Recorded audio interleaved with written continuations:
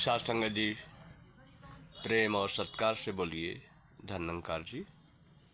बंधन टूटे।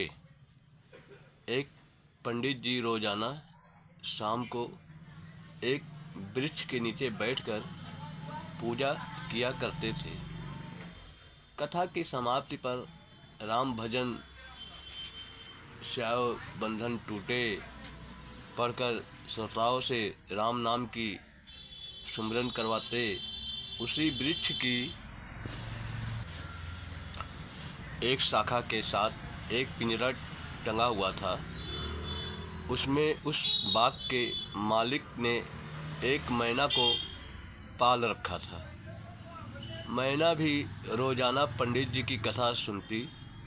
उसे पंडित जी के राम भजन शिव बंधन टूटे वाक्य में अपने बंधनों से छुटकारा दिखाई देने लगा। परिणामतः उसने राम राम आलापना शुरू कर दिया।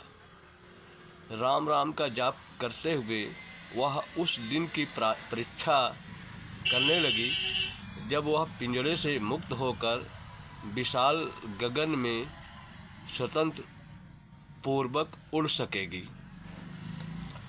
जब बाग के मालिक सेठ ने मैना को राम राम का उच्चारण करते सुना तो उसने पिंजरे को ताला लगाना शुरू कर दिया।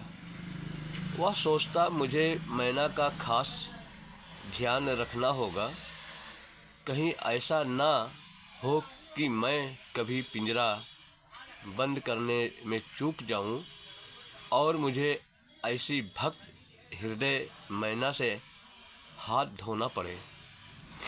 मैना यह देखकर बहुत छटपटाई।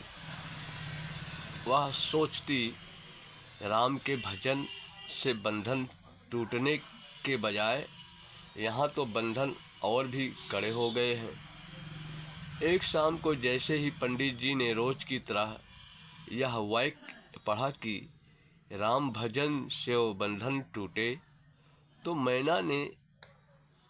मैना से रहा न गया और वह तड़पती हुई बोल उठी, बिरथा बचन कहो मत झूठे। मैना की बात सुनकर पंडित जी घबरा गए। उन्होंने शीघ्र अपना सामान समेटा और घर की ओर भागे। श्रोतागण भी अपने अपने घरों को लौट गए, लेकिन उन श्रोताओं में से एक सज्जन जो उसी दिन ही कथा सुनने आया था वहीं रुक गया। जब सब लोग चले गए तो उसने मैना से उसकी बात का कारण पूछा। मैना ने अपनी व्यथा गाथा उसे कह सुनाई। मैना की बात सुनकर सज्जन बोला, मैं तुम्हें स्वतंत्र होने का एक गुर बताता हूँ।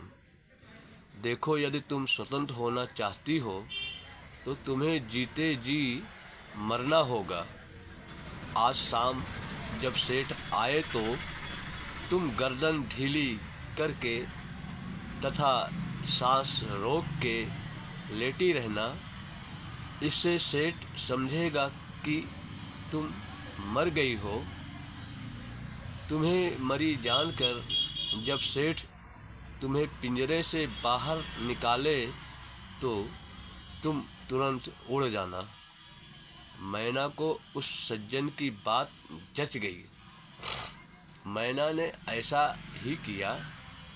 प्रातः के समय जब सेठ आया तो उसने आदत के अनुसार कहा, मैना कहो राम राम। मैना ने कोई जवाब न दिया। सेठ फिर बोला, मैना राम राम। देखो, मैं तुम्हारे लिए कितनी स्वादिष्ट चूरी लाया हूँ। राम राम कहो और फिर उसे खाओ। लेकिन मैना ने न कोई जवाब हो दिया और न कोई हरकत ही की। सेठ ने पिंजरे को हिलाया, लेकिन मैना बिना हिले डुले पड़ी रही।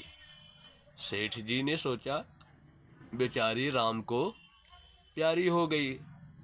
लगती है यह सोचकर उसने पिंजरे का ताला खोल दिया और मैना को निकालकर अपनी हथेली पर रख लिया। मैना तो इसी मौके की प्रतीक्षा में थी। यह एकदम फुर्र करती उड़ गई। बेचारे सेठ जी हाथ मलते रह गए। शाम को पंडित जी कथा करने आए। उन्होंने कथा समाप्त करने के बाद वही वाक्य दोहराया, राम भजन शिव बंधन टूटे।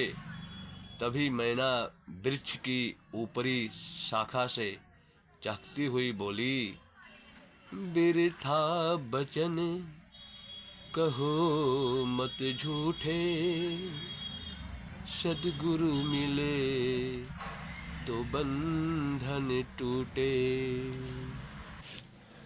पागल खाने में आग। एक बार एक पागल खाने में आग लग गई। हवा तेज होने के कारण आग एकदम फैल गई। चारों तरफ हाहाकार मच गई। करीब की बस्ती के लोग आग की लपटें देखकर पागल खाने की ओर दौड़े। जब लोग घटना स्थल पर पहुँचे तो यह देखकर दंग रह गए कि सब पागल खाने की छत पर खड़े नाच रहे थे। नाच के साथ साथ वे अपनी अपनी बेसुरी आवाज़ों में गीत भी गा रहे थे।